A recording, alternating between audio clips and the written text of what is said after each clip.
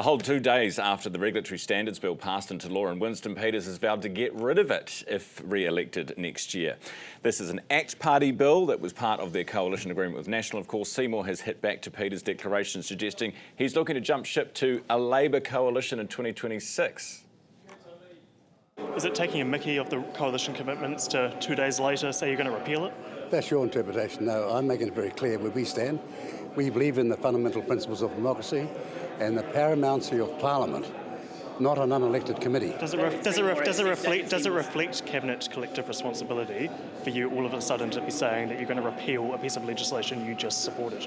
No, of course not. Why not? Because it won't have effect until after the next election. David Seymour says... Stand back and watch. David Seymour says... That's what real politics looks like. David Seymour says it looks like you're gearing up to jump ship to a Labour coalition. How do you respond to that? Oh. Don't make me laugh. But it's such a good smile, so why wouldn't we? National's Paul Goldsmith, Labour's Willie Jackson with me this morning for our political panel. Good morning. Morning, how are you? Morena, kia ora. Morena, Willie, you can't see Goldie, but he's got a moustache. Have you seen his moustache? It's pretty wild. I haven't seen his moustache, but I missed him in the House yesterday, so I told the House he was the worst broadcasting minister we've seen for many, many years, mainly because we haven't seen him, Ryan. You know, he doesn't do anything. It's because I haven't spent a year like you wasting $20 million on a failed merger between TNT It also and might RNZ. be, well, maybe it's just because you don't recognise him, Willie. He does look very... Well, I think he's been hiding out because this coalition government is in big trouble, you know, and so they don't want to get, you know, and we've heard that from Matthew Hooten. Yeah, well, what did you think, really Goldie, what did you think of Hoots? Well, look, I mean, he basically says your boss is dumb. Yeah, all respect to Matthew. I mean, that's what he does. For the last, as long as I can remember, he's been writing columns that the national leader is no good and they're going to be rolled. That's what he does. Same with Soper. They're just...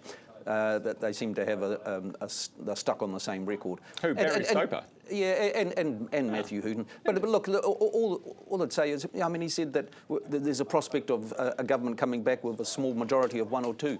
The Key government had a majority of 1 for 6 years and made good progress. You just got to have a majority, and half the polls are showing us still back in government, and we're very confident we're fixing what's wrong with this country and getting on. And is your boss an intelligent, strategic guy? Of course he is. He's a very intelligent guy. He's a decent New Zealander who's doing a great job. Okay, and there's no talk of getting rid of him?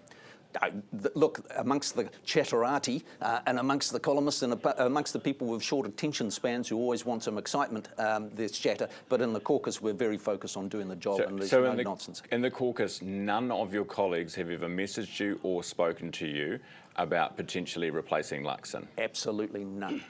Yeah. Willie? What about Chippy? Is he safe? Because you could do a deal. I mean, you could forget about the Māori Party. You guys could take the Māori seats, Willie, take all the Māori seats from Te Pāti Māori, and then do a deal, just you and Winston, coalition. I know. Look, I've been listening to your anti-Chippy rubbish this morning, Ryan. I'm really disappointed with you. It wasn't if I was in the studio. It wasn't anti-Chippy. It was absolutely anti-Chippy. You know that. I'm really getting tired of this. You're upsetting me, actually. But Chippy couldn't be stronger. He's a very principled man.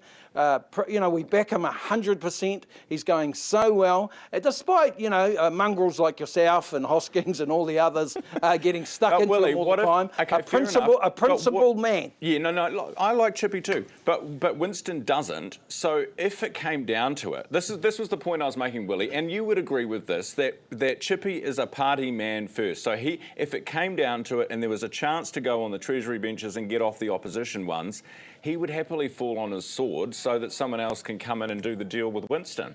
Wow. That's all I was saying. Stop. Okay, I know what you're saying, and you're repeating yourself, but stop talking rubbish. Politics is a strange beast. Winston Peters is one of those he's part of that strange beast setup.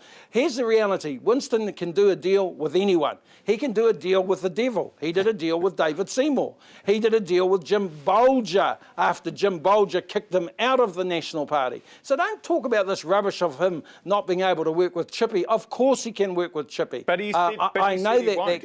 hang on, He said I he know won't. that can happen, but can I also say that's still a long way down the track. We're not talking about doing a deal with New Zealand First or anyone at the moment. We're concentrating on Labor and winning back those Māori But Willie, seats. So, admit that's that reality. No, totally. But it would be easier for you to deal with just him than it would be to deal with potentially with Te Pāti Māori and the Greens. Can I just make the point, though, that we've got a coalition government that's working very well. Every day we sit around the cabinet table with Winston Peters collectively trying to fix the problems that were left by the last Labor government. So I'm very confident that there's no going to be going back to the mistakes that were made. We've got a whole lot of basic stuff that we've been doing in terms of the economy and education, law and order. And, That's not going very well. That's not going very well, is it? Going very All well. the polls We set a say target something to reduce different. the number of victims of crime, and we've almost doubled that in 2 years. So we're 38,000. making progress. And I want to 38,000 congratulations on crime. that. Congratulations on that. Was that a congratulations, Willie? Yeah.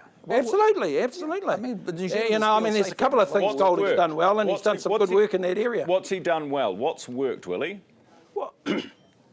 Well, I'm not here to prop up Goldie, but let's not go down that track. But you know, we're not silly or immature to not congratulate someone who is turning back crime.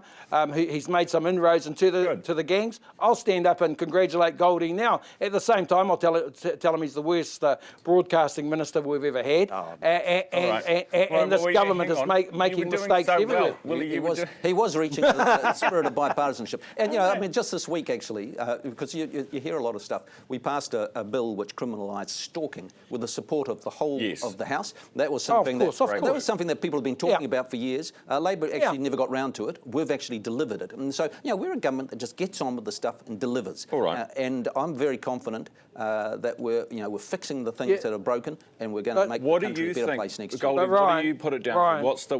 What's been the kind of the panacea, the silver bullet for the crime situation? How do you get 40,000 fewer victims? Well, there's not one single thing, but the obvious thing is that if you want to reduce the number of victims of crime, you've got to start with a very small group of New Zealanders who are creating multiple victims over and over and again, which is why we focused on the gangs. Very small proportion of adult New Zealanders are in gangs, but they're associated with about 20% of the violent crime. That's why we're doing the 3 strikes. We're locking up the serious, dangerous criminals and sending a clear message that crime is not somebody else's fault. It's not society's fault. It's people have to be held accountable. All right. Hey, just before we go, Willie, would you keep the ban on gang patches? Will you never go back to this policy of trying to empty the prisons and having a target for that? Will you stick with what's worked? Of course, we'll stick with what's worked. I'm not going to address some of those questions, but I will say that this turnaround in the regulatory bill is the biggest turnaround we've seen in politics in recent history. I mean, what a shocker! Winston turning on Seymour and the government. This is a coalition in big trouble, huge trouble, and Chippy is on fire. He is without doubt the best political leader in the country at the moment. Thank you very much. Kia ora. Kia ora. Bring your pom-poms next time, Willie.